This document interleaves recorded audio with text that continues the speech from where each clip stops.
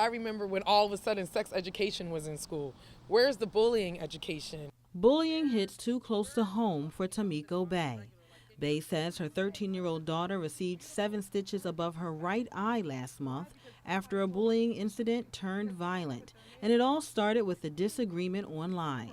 I have access to her social network accounts, and one day I was seeing these back and forth messages. She was at home, but she left her chat open. The mother of 2 tells First her daughter, Miera, will talk about everything including politics online until some teens from their Hocassin neighborhood started teasing Miera about her views.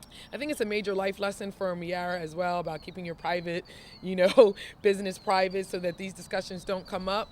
But again, I think that children are an extension of their parents.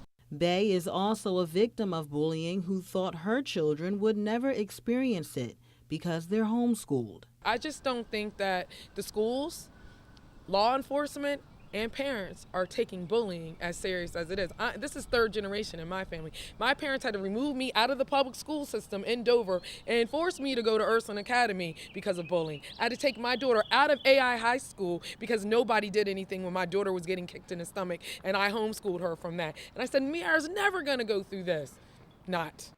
Downstate in Dover and inside Legislative Hall, lawmakers continue to take the issue seriously and in fact just made it easier for schools and parents to handle bullying with Senate Bill 207.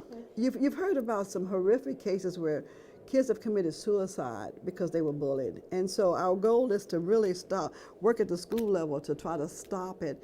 The subject, however, is nothing new to Senator Henry. Well, first of all, bullying has been something I've been interested in for many, many years.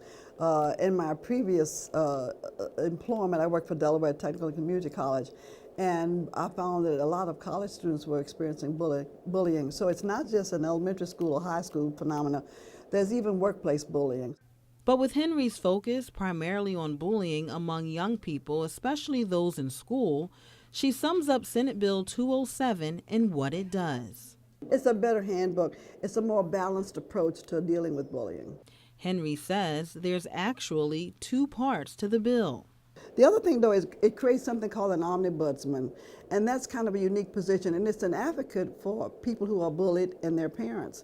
So it tells them their rights. It makes sure that the rights of the parents and the children are protected, and it also helps the school to make sure that they're doing the right thing, too, because there's someone else looking at things.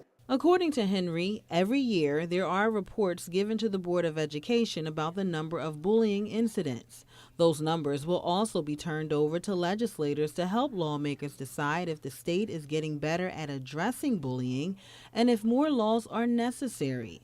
But not everyone is convinced, such as Bay, because she believes it's a problem that starts and ends at home. So it doesn't matter if your children are homeschooled or not, they're going to have to face society eventually. If parents are not doing their job, then this is what's going to happen.